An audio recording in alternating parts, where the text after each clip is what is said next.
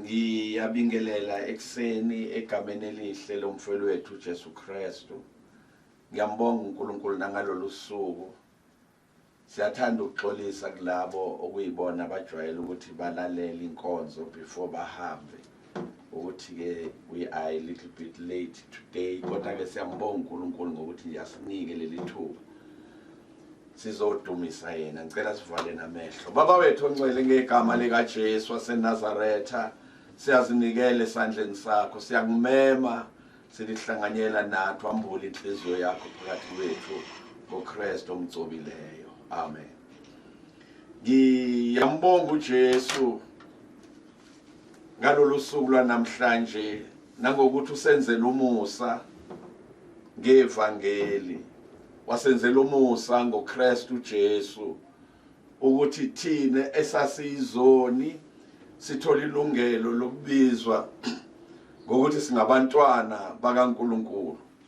Siyambonga okwesibili uJesu ngokuthi asichithele impi yobumnyama, achithe lo obenamandla phezukwethu, isitha sethu uSathane, elithi iBhayibheli wamnqoba ngesiphambano.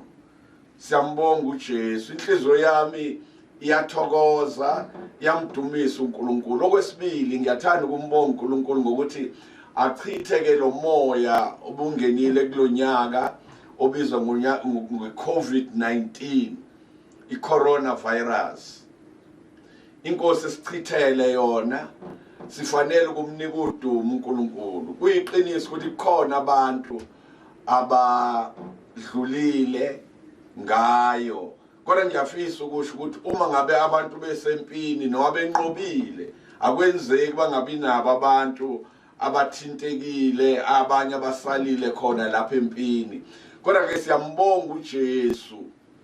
Ngigcwele lokho nje enhlizweni yami ukumbonga ukuthi ufanele udumo, ufanele izibongo, ungcwele owahlatshwe eGolgotha. Thina sonke sifanele siphakamise izandla sibonge nokuzwa nje ukuthi abantu abaphilile nabasazophila cishe njengamanje kuthiwa le South Africa ba more than 90%, noma ke is almost 90%. Ngoba bethi 88, 89, 88.9, something of the sort. Kusho ukuthi ngeindlela is almost 90% abantu labo inkosi ebenzele umusa baphepha kulo moya ongcolile wedimoni le corona. Incwadi yamahubo ayikakaguquka, amahubo 91 malichaza ngokuthi uma uthe wena uJehova uyinqaba yakho, wathi uyisiphephelo sakho, waqasha kuye, lezi zinto zizofika kodwa ngeke ifinyelele kuwe. Nalabo efinyelele kubo abazifinyelelanga ngoba bebabi.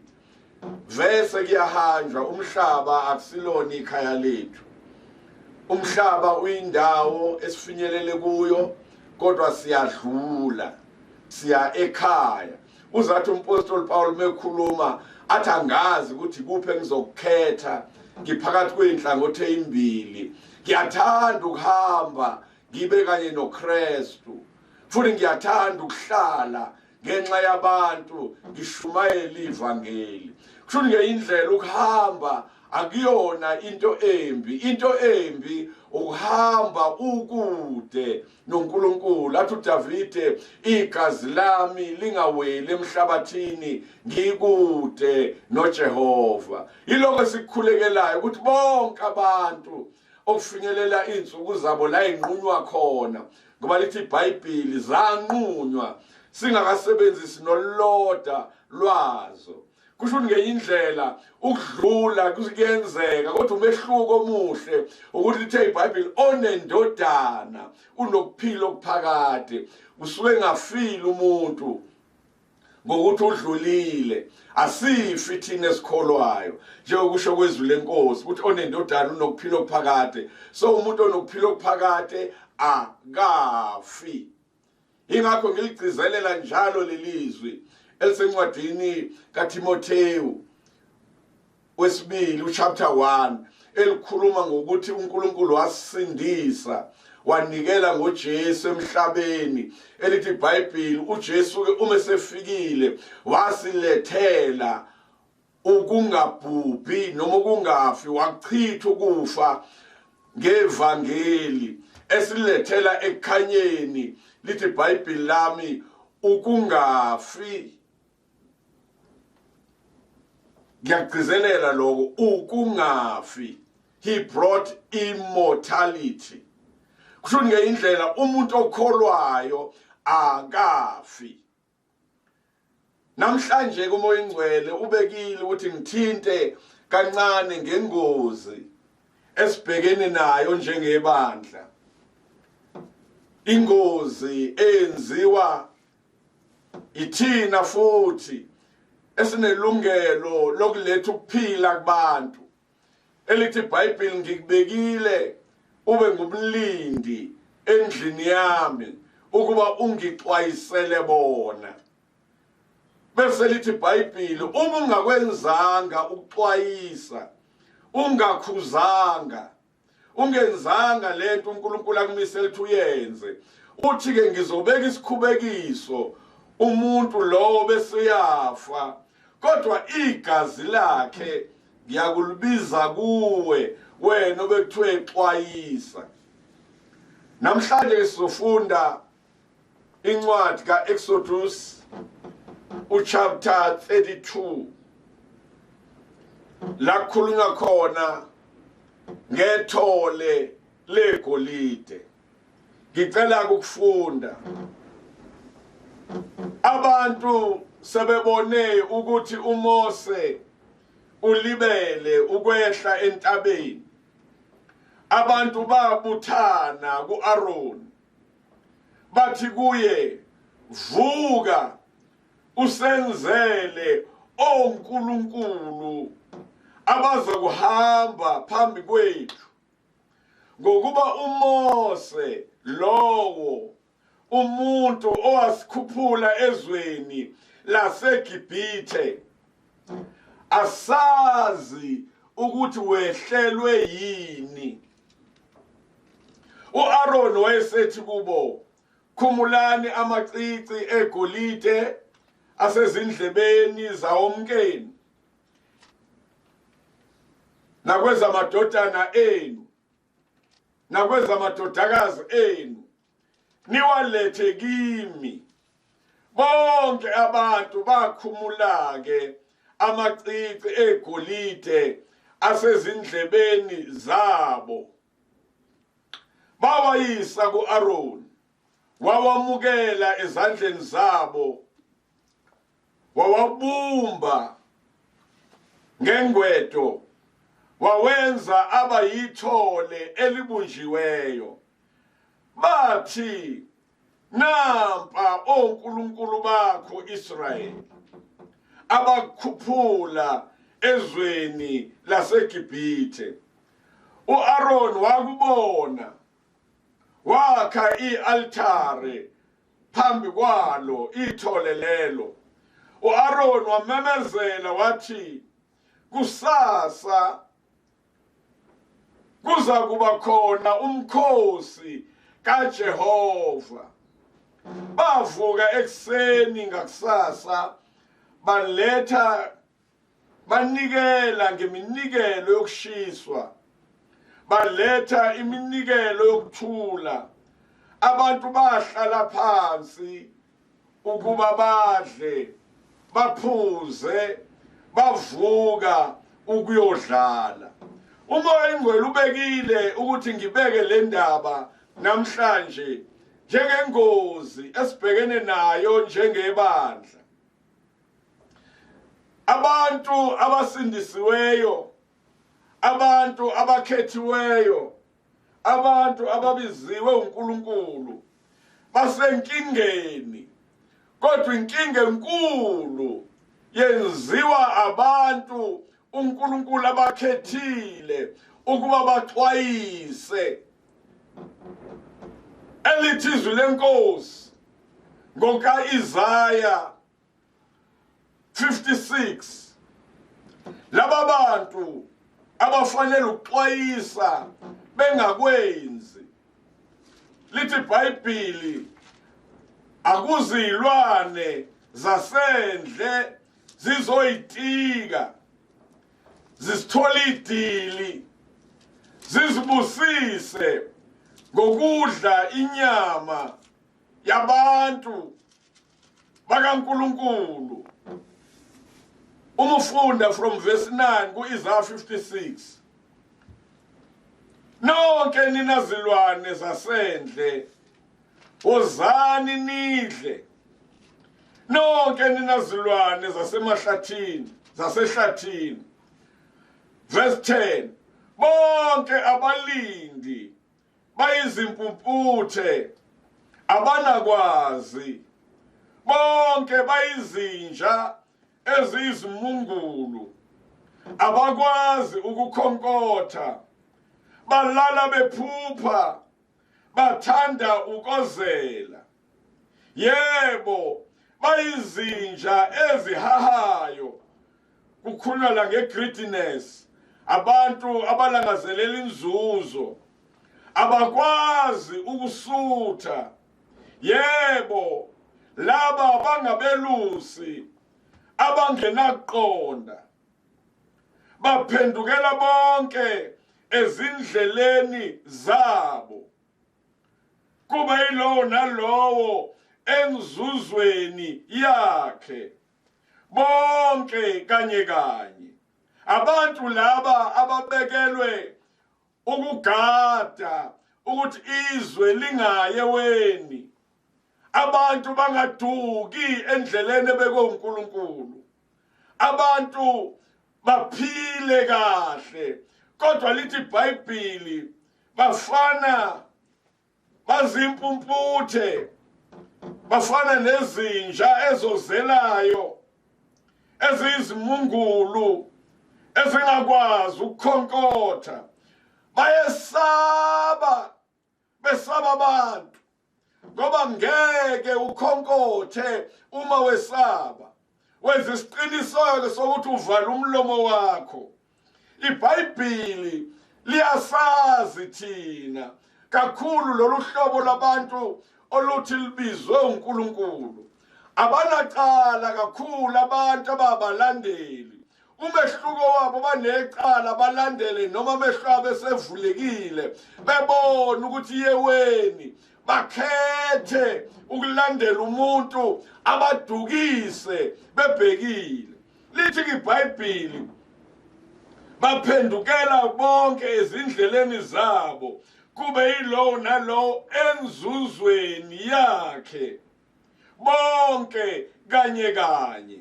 Abantu bafuna izinto eziphathekayo, bafuna izinto abazosizakala ngazo, bafuna izinto ezobanika igama, udumo, i-honor, bahlonishwe emhlabeni. Ingakho abantu ke lithi iBhayibheli bakhetha indlela zabo. Bese kuverse 12 uthi wozani ngiyakuletha iwayini, sizigcwalise ngophuzo olunamandla, nengomuso liyakuba njenganamuhla, libe likhulu kakhulu. Kusho ukuthi abantu laba abathanda iphathi, abajabulela ukuthi bazothola izinto abazojabula ngazo. Yabona kulesi sikhathi se-lockdown bebekhala abantu bewayini bethi awusasahlupheka, sivalelwe izinto esithokoza ngazo. iBhayibheli liyabaza abantu abathanda ukuhlala edilini, bahlale njalo bezibusisa ngezinto uNkulunkulu angajabuli ngazo. Uma ke sifunda la lencwadi siyifundile uExodus chapter 32, siyathola ukuthi uma sebelenzile ithole into abayenza yinye, ukuthandaza koNkulunkulu abazenzele bona, bathandaza kuleli thole abalenzile. Lithi iBhayibheli babadla, baphuza, bavuka ukuyodlala. Yona nto ke le egcwele emhlabeni. Emabandleni sekwaba indawo lapho abantu begiga khona, baze basho bathi asikho isidingo sokuya egigini ngoba nala ikhona leyo ndawo, kugcwele ukudlala emabandleni. Thina sibizwe uNkulunkulu sinecala lokuqondisa izwi likaNkulunkulu, ukuthi abantu bazi ukuthi yini efuna uJesu kubo. Icala ke lika Aroni kule ndaba esiyifundayo, njengomuntu oyehamba noMoses, njengomuntu owayeqonda izinto okufanele zenziwe, wayengumkhulumeli kaMoses. Uma uNkulunkulu ebiza uMose uthi nginamalimi, uthi kuNkulunkulu ngizothatha umfowenu Aroni kube uyena ozokukhulumela. Ngenye indlela uAroni ubona izinto ezinkulu, ubonile amandla kaNkulunkulu eGibhithe, wabona isandla sikaNkulunkulu bewela ulwandle olubomvu, wabona uNkulunkulu enza izinto. Kodwa imfihlakalo anayo yinye, ukuthi akaqondi. Ufana nako lokukhulunywa ngako elithi iBhayibheli, izinja ezizimungulu, izinja ezingakwazi ukukhonkotha. Ngenye indlela ujoyina leyo club, uma abantu bekhuluma yena uhambisana nabantu. Ngifisa ukuchaza ukuthi iningi into egcwelela ngaphandle lento okuthiwa idemocracy, umbuso weningi, ikhona la ngaphandle. Kodwa ngiyafisa ukusho ukuthi lo mbuso weningi kusuke kuwumbuso osuka esandleni sikaNkulunkulu. Yona nto okuthiwa umbuso weningi, umbuso wabantu. Abantu badecide bona izinto abayifunayo eziphambene nendlela emiswe uNkulunkulu. Lento yenzeke ukuhlubuka isandla sasezulwini, bebone ngathi uNkulunkulu uyabahlukumeza. Base kwenziwa lento okuthiwa irevolution, barevolta, bahlubuka, bamelana noNkulunkulu namazwi kaNkulunkulu. Nangu Israel enza kona lokho, uhlubuka uNkulunkulu ophilayo, abambonile enzima ngaliso, abambonile bakhulula ebugcileni baseGibhithe, laba behlupheka khona bengakutholi ukuphumula. Kodwa sebakha ithole lenziwe ngezandla zabo, ithole elingakwazi ukukhuluma, ithole elingakwazi ukusindisa, ithole elingakwazi ukubenzela lutho. Lithi iBhayibheli balinikelela impepho, balinikelela iminikelo eshisiwe amanoni, benza yonke into. Bathi oNkulunkulu bakho laba Israel abakhulula ezweni laseGibhithe. Namhlanje ke sinaleyo nkinga, inkinga enzima esibhekene nayo, ukuthi abantu ababefundisi besaba abantu, njengo-Aroni wesaba abantu. Bayabesaba, besaba ukukhuluma. Uzathi uJeremiya umekhuluma ethi ngiqalekisa nosuku engazalwa ngalo, nalo watshela umame ukuthi uzele ingane yomfana. Enziwa ukuthi umekhuluma izwi likaNkulunkulu uhlangana nezimpi kubantu, bayamlwisa, baphambana naye, abayifuni into ayikhulumayo ngoba ibonakala engathi iyabahlukumeza. Sebejoyine imfundiso kaKarl Marx elithi iBhayibheli uthi umuntu uphelela kwezinto zonke.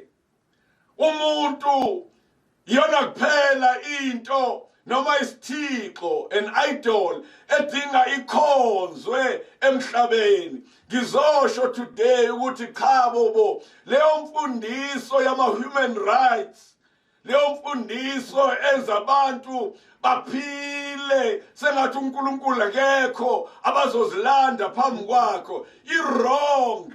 Into ebalulekile abantu abafunde ukwesaba uNkulunkulu, ngoba ukwesaba uNkulunkulu kunomvuzo, kunezithembiso, kunezinto oyifumanayo usaphila. iBhayibheli lami liyangitshela, ngithi encwadini yamaHubo 34 uma likhuluma lithi uma umuntu esaba uNkulunkulu wenezelwa nanensuku zokuphila. Lithi iBhayibheli akakube nqabela okuhle abantu abamesabayo. Into eyinkinga kithi ukuphambana naye, sifuna ukwenza izinto ngokwentando yethu. Khona indaba exoxwa la eBhayibhelini, indaba yaba abantwana baka-Israyeli uma sebehlalile isikhathi eside bebuswa abaprofeti. Khona isikhathi uNkulunkulu abeka abahluleli ngaso, kwase kufika isikhathi la kuqala khona abaprofeti. Lithi iBhayibheli lami kwafika isikhathi la bethi sesikhathele manje, nathi sifuna ukuthi sithole inkosi njengazo zonke izizwe, ngoba zonke izizwe ibuswa amakhosi. Lithi iBhayibheli lami wakhala uSamuel, ngoba kwakuyisikhathi sakhe, wakhala kuNkulunkulu, wathi uNkulunkulu no Samuel, ungakhala, ungalingi ukhale, akuwena abakuhlubukile kodwa umuntu abamhlubukile mina uNkulunkulu. Uma befuna inkosi njengabo bonke abantu emhlabeni bafuna into ezokwazi ukubasiza kodwa bangasizwa yimi, wayesethi uNkulunkulu ngizobanika lokho abakufisayo.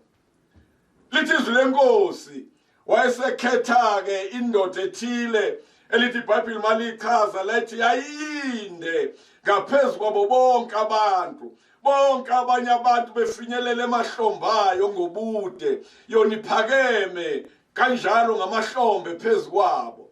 Le ndoda uyayibheka uNkulunkulu, uyayibona inhle, uyayikhetha, kube kugcobo lwakhe phezu kwayo. Usuyayithuma-ke uthi uNkulunkulu ayihambi yobulala izitha zika-Israyeli, iziqede, izithi nya. Leyo ndoda uSawuli igama layo. Lithi iBhayibheli lami yahamba kule mission, iyakhona lapho. Uma isifikile kuthiwa ingabuyi nalutho konke kobe kuqale kusiwe, ikubulale konke, ibulale ikhehla, ibulale isalukwazi, ibulale ingane, ibulale yonke into nezilwane zakhona.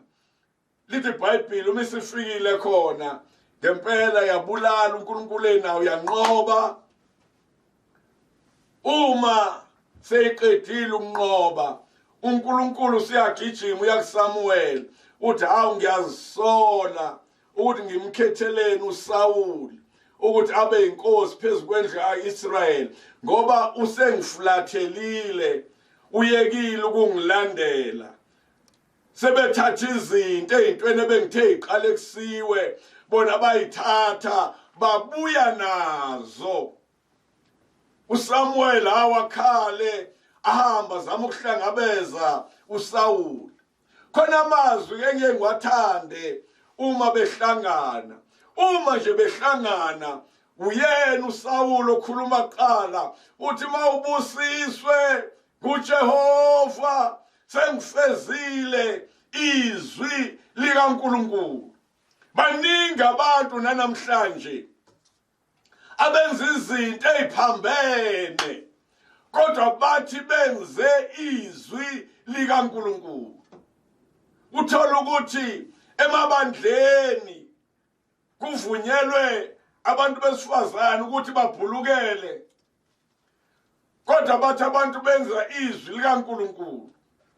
Uthothi emabandleni kuvunyela abantu besifazane bayigcobe ngodaka lweyifebe, ngokusho kwe-New Living Translation lithi iBhayibheli umuntu wesifazane uma efaka lezinto ezigcotshwayo lithi udaka lolo lasendaweni la kudayiswa khona ngemzimba.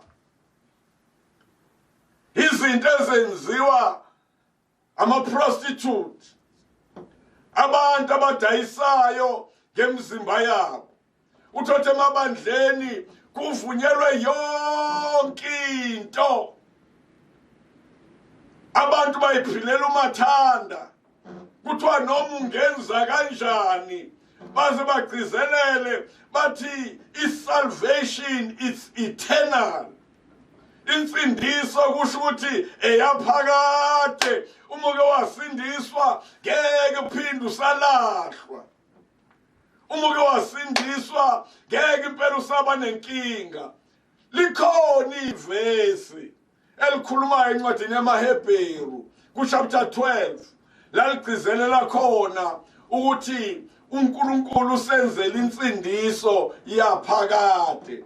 Kodwa ngifisa ukuchaza ukuthi lona iBhayibheli liyabeka futhi ukuthi esebasindisile ebakhiphe eGibhithe wabuye wabhubhisa wabulala laba abangakholwanga. Kusho ukuthi uma wamukele insindiso kodwa ungahambi ngokwezimiso zikaNkulunkulu awuphephile. Ungacabanga ukuthi usindile. Uma uzophepha lithe iBhayibheli onemiyalo yami ayigcine kuyena ongithandayo. uSawuli unenkinga yokuthi uthi wenzile izwi likaNkulunkulu. Usethi kumekhuluma umprofeti uSamuel kuye uthi pho lo msindo enguzwayo, okukhala kwezimvu, okukhala kwenkomo owani? Uthi mekhuluma yena uthi hayi abantu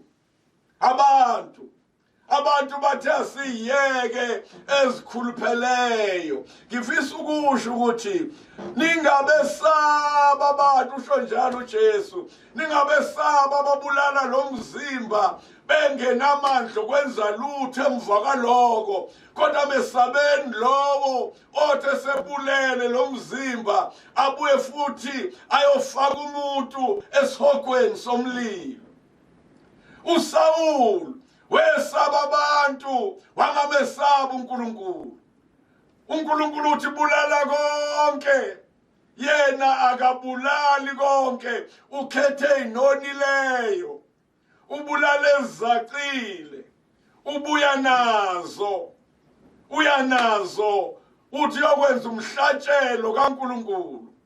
Uma bexoxa nomprofeti uthi umprofeti uNkulunkulu uyenamela yini imhlatshelo na? Uyenamela yini amanoni engqamu? Uyenamela yini inyama yenkomo? uNkulunkulu akathokozi ngaleyo nto. Into ayifunayo ukulalelwa kwezwi lakhe. Uma ekhuluma into wena yenza yona, ungenzi okunye okuseceleni. Lithi izwi lenkosi bahlala phansi, bavuka bayojabula ngendlela benza yona lento engiyifundayo ku-Isaiah 56 bethi ikusasa sizobe sinephathi enkulu kunale. Iyona impilo yabantu emhlabeni, impilo yokuhlubuka uNkulunkulu, and lokho kuyisitha sebandla, kuyisitha sabantu uJesu abathenga ngegazi lakhe. Kumelene nempilo uNkulunkulu ayimisile, impilo yobungcwele. Yabona le eBhayibhelini khona ivesi, ngicabanga ukuthi uMatthew 5 verse 48 lithi phelelani njengoyihlo sezulwini ephelele. Ezulwini kulindelwe thina sivele sabantu abafana noJesu, siphelele njengalokhu ubaba sezulwini ephelele, sibe perfect. Umuntu ezoba perfect, kukhona izinto edinga iprunwe kuye, zisuswe, zikhozwe, ahlukaniswe nazo. Njengenzondo, baningi abantu abakholwayo kodwa banenzondo engapheli. Leyo nto idinga ikhunyulwe, ukuba nomona enye into edinga ikhunyulwe, ubufebe enye into edinga ikhululwe.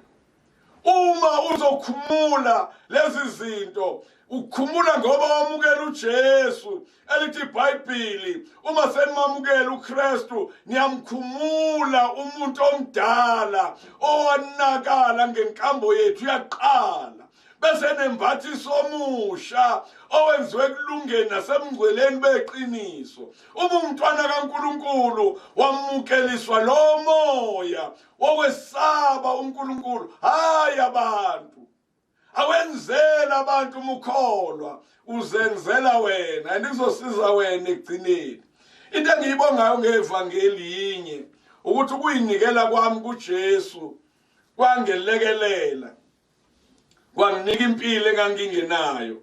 Ngiye ngifakaze njalo ukuthi uma wami owengizalile wengibiza ngodoti, angitshelela esiphongweni athi ngangingcono ukuthi lo doti wafa ngesikhathi ngiwuzala. Ngenhlanhla kwafika uJesu owezela ukuzogeza odoti, wangigeza, wanginika impilo entsha, wenza isimangalisi empilweni yami. Yena lo mama owayethi ngudoti wagcina esethi, awu kodwa ngiyabonga, ngimntwana wami uNkulunkulu wangibusisa ngawe. Sekufika uJesu kwashintsha impilo ebeyisiqalekiso yakwazi ukuba isibusiso. Uma ke uzomela uJesu, musu kwesaba abantu, musu letha inkinga empilweni yakho, musu kuletha isiqalekiso kuwe. Ingakho ngiyithanda kancane le ndaba kaSamuel ebengiyikhotha. Ngiyayithanda, ngicela ukuyifunda from 1 Samuel chapter 15 uverse number 22. Uthi, ngiqale ngenhla kancane. Wathi uSamuel uverse 17, nakuba wawumncane emehlweni akho, awenziwanga yini waba inhloko yezizwe zaka-Israyeli na? uJehova wakugcoba waba inkosi phezu ka-Israyeli. uJehova wakuthuma indlela wathi, hamba uqede nya izoni ama-Amaleki, ulwe nawo aze aphele. Yabona uma ufika la kule ndaba engiyifundayo kuNew Testament kuthiwa bulalani amalungu enu asemhlabeni. Ngalana kwakubulawa isizwe.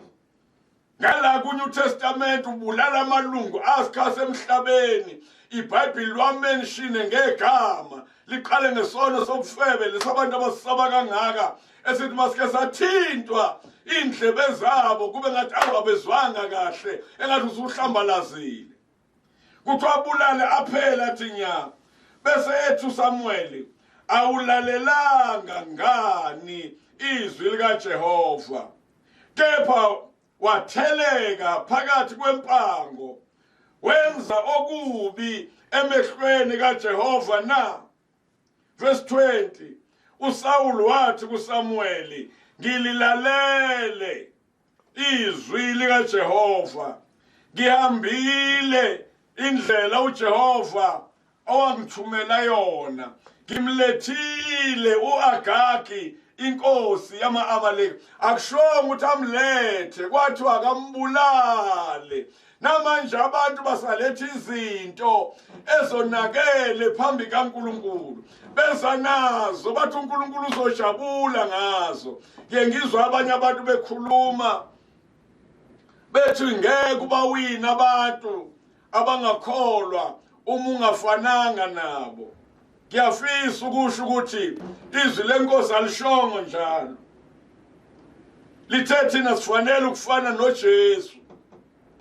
Umuntu nesifanele sifane naye uJesu, hayi sifane nezwe.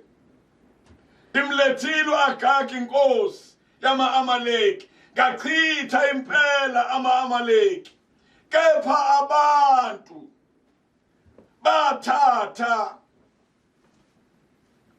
kuyo impango, izimvu nezinkabi, okuhle kokuqalekisiweyo ukubahlabele uJehova uNkulunkulu wakho eGilgali. Abantu yena njengenkosi wene-right yokubakhuza, wene-right yokubaxwayisa, kodwa wenza lento eshiwo ngala ku-Isaiah 56, waba yinja esimungulu, waba umlindi oyimpumputhe. Uma kufanele akhuze wavala umlomo, wajabulela leyo nto azoyizuza ngoba naye wezobhenefitha emfuyweni okwakubuywe nayo. Nanamhlanje abantu basenjalo. Sinanenkinga yokuthi ezweni lakithi eSouth Africa kuyabonakala ukuthi abantu abaningi abaphambili abasiphethe into abayiyele lapho kosuthisa izisu zabo, abantu ababaholayo engabe basiza bona ngosizo oluvelayo, usizo lungafiki phansi kubantu abaholwayo, kodwa kusale bona basale izisu zabo igcwele besuthi, kodwa abantu bebefanele babhenefithe bangatholi lutho. Usizo liyasuka phezulu luphelele phakathi nendawo, lungafiki phansi kwi-ground floor la kufuna abantu babhenefithe khona. Batshebile namhlanje abantu bahamba kahle, kodwa kuyakhalwa. Ngifisa ukusho ukuthi inzuzo leyo oyitholile yoba yinkuni mhlawumbe phambi kaNkulunkulu. Abantu abebefanele ukubhenefitha abangasizakalanga, wazisiza wena nesisu sakho, usazoma phambi kaNkulunkulu ngaloko. Angazi ukuthi uyosizwa yini emhlabeni. Lithi izwi lenkosi-ke uSamuel uverse 22 wathi uJehova uyenamela yini imnikelo yokushiswa nemhlatshelo njengalokho enamela ukulalela kwezwi likaJehova na? Bheka, ukulalela kuhle kunomhlatshelo, nokuqaphela kuhle kunamanoni ezingqamu. Verse 23, ngokuba ukwambuka kunjengesono sokubhula. I-English version ithi kufana nesono sobuthakathi, witchcraft. Lithi nenkani ifana nokukhonza izithombe namatherafu. Kufana nako ukuthi yokhuleka etholeni njengobenza abantwana baka-Israyeli. Inkani, bonke abantu abanenkani, lithi iBhayibheli bafana nabantu abakhonza izithombe. Kukhona indaba la esijwayele ukuyithinta kancane ngokuncwadi yampostoli Pawula kwabaseKorinte, ekhuluma ngesambatho sabesifazane enkonzweni. Uthola ukuthi lize lithi iBhayibheli egcineni amabandla kaKristu awanawo, awayiphiki inkani. Uma kukhulunywa ngendaba yesembozo somuntu wesifazane, kukhulunywa ngendlela egqoka ngabo, indlela abagqoka ngayo. iBhayibheli liyagcizela bagqoka ngendlela enesizotha, badinga bagubuzele emakhanda uma beprofetha noma bekhuleka. Angisho lutho-ke ngoba iBhayibheli ngeke ngigcwalise, lithe ngingandisi nginganciphisi. uma ungakhuleki noma ungaprofethi ngeke ngisho ukuthi ibanjani. Kodwa ke ngokwethu lithi iBhayibheli asikhuleke singaphezi, sikhuleke ngezikhathi zonke. Kusho ukuthi uma uphila kulelizwe siphila kulo udinga ume njalo uready ukuthi uyakhuleka, uready ukuthi uyaprofeta, ngoba uhlangana nabantu odinga uprofete kubo ngegama likaJesu. Abantu baqhubeka ke babe nenkani, bayiphilele ngendlela abathanda ukuphila ngayo. Lize lithi iBhayibheli malichaza kuleyo ncwadi lithi uma umuntu wesifazane engafuni ukumboza noma agubezele, lithi makaphucwe, ashave ekhanda, ahambe ngembungculu.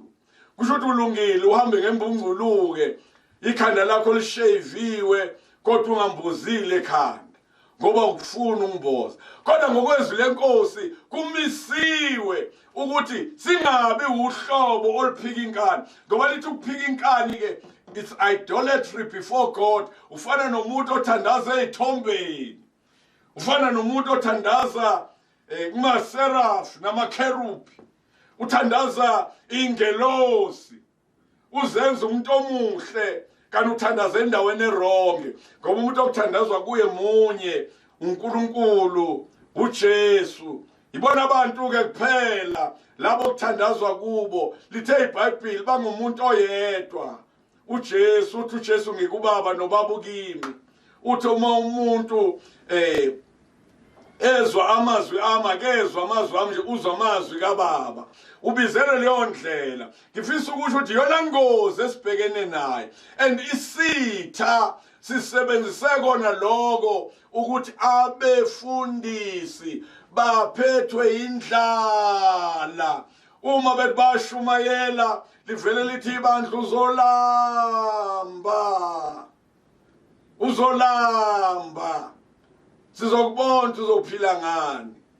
Cishe ke lokho engikukhothayo manje ukuthi uzolamba, nami ngiyakwazi ngishumayela. Kufike la bethi bantu ngiyedelela khona, bethi ngiphila ngabo, bathi umbona nje uphila ngathi uyedelela futhi. Bahlangane benza isigungu sokuthi bahlubuke, baze bangitshela bathi angisale nezalukwazi zami zempesheni. Kwasho ukuthi bakhuluma kumuntu onjenganami owaye kumsebenzi employed awuphelanga, ngaresigna ngoba inkosi ingibizile ngoshumayela. So njengomuntu owaresigna ngashiya imali ngiyibhekile.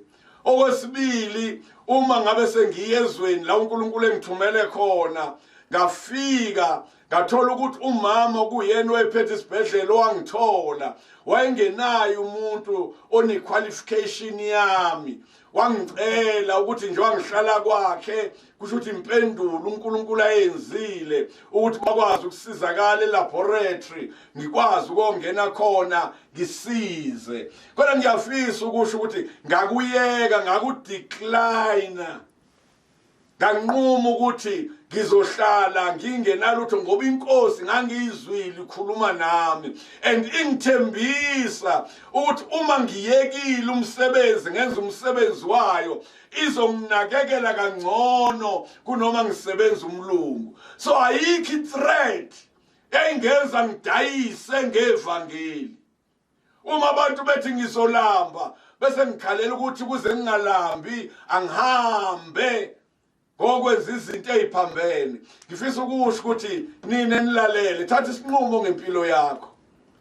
Ungalingi nje wenza umgunyatho okusaba abantu. Yima ngendlela leyo uNkulunkulu athima ngayo. Kakhulukazi nina nithi nibizwe uNkulunkulu niyashumayela, nina nabefundisi. Shumayelanizwi kuyisikhathi noma kungesona. Nishumayela iqiniso ekuseni kuze koshona ilanga. Ungesabi indlala. uNkulunkulu okubizile uyakwazi ukuvala iphango axoshe indlala phakathi kwakho. Sengiyangase ngiyafisa ukusho ukuthi nina abantu esishumela kini qondani lemfihlakalo yokuthi yonke into ekhona ezweni inesikhathi sayo. Njengamanje siyaphila, yonke indawo uthola abantu benza ama-protest, itoyitoyi, bafuna amalungelo abo, babone ngathi bayagqilazwa, bayahlukunyezwa. Abanye bafuna amalungelo ukuthi bakwazi ukuthi bayodayisa ngemzimba, balale namadoda, uma sebelalile nawo ingane bazi-aborta, bokhipha izisu. Abantu bafuna lawo malungelo. Abantu banamalungelo amaningi abawafunayo, banezinto eziningi. Kodwa bengicela ukukululeka, ilungelo lakho wena likuJehova.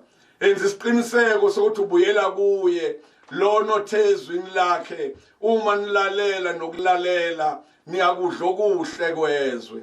Uma nilalela mina ngiyakuba yisitha sezitha zenu. Uma nilalela lokho kushiwo izwi lenkosi, namathela kukho, bambelela kukho, ngeke uhlupheke ngoba inkosi izoba inawe ukukuhlangabeza. Ngiyakhuleka, ngiyacela egameni likaJesu, thatha isinqumo ngempilo yakho. Ungenzisi okaSawulu owenza ubula, ukuthi esaba abantu, enza into emxabanisa noNkulunkulu. Athi uNkulunkulu ngiyazisola ukuthi bengimkhethile uSawulu ukuthi abe inkosi. Akangazisoli ngawe, akangakhali ngawe, akajabule ukuthi wakhetha umuntu oright, wakhetha umuntu ozomela icebo lakhe. Ufane noJobe elithi iBhayibheli noma sekuphele konke kodwa wanamathela kuye, akashongo ukuthi ufanele ahlutshukwe ngoba engaphileli izinto zalesi sikhathi. Wayazi ukuthi kunefa agcinelwe lona, noma izinto zakhe zagcina ibuyisiwe, wathola isibusiso esiphindaphindiwe, kodwa wayemile eqotho enamathele kwelithi iBhayibheli akonanga nangokukhuluma nangesenzo. Eselahlekelwe izingane zakhe zonke, walahlekelwa imfuyo yakhe yonke, wathola amathumbu emzimbeni. USathane kade bexoxa noNkulunkulu ethi uNkulunkulu uzokuthuka, ethi uSathane uzokuthuka uNkulunkulu, ethi uNkulunkulu ngiyamazi ngeke angithuke. Yiba yilolo hlobo uNkulunkulu azolethemba. Ngiyacela ukuthi uzinikele kuye namhlanje. Uma ungazi uyinikele, thatha igama likaJesu, liyaphila. Uzothola ukuphila okuphakade. Hamba emhlabeni ungakwesaba ukufa, ungesabi izinto ezisatshwa abantu. Qiniseke uJesu uyakuthanda, walenga ngenxa yakho. Sengiyakhuleka. Baba wethu ongcwele, ngegama likaJesu waseNazaretha, ngiyabonga baba ntambama, ngiyabonga moya ingcwele nangalomzuzu. Nikela abantwana bakhe abalalele kuwe, ngithi bahlangabezwe. Uyabazi, uyababona idingo zabo asifihlekile kuwe. Lula isandla phezu kwabo, uphilisa abagulayo, uqaqe ibopho zobumnyama, abavalelekile izinto zabo zingakhanyi. uJesu uthe ungukukhanya, uyilanga lethu, uyisihlangu sethu. Enze njalo moya ngcwele, ubakhanyisele, ubanqobele uluzimpi zabo. Siyabonga babusise ngamunye ngoKristu Jesu omgcobileyo. Amen.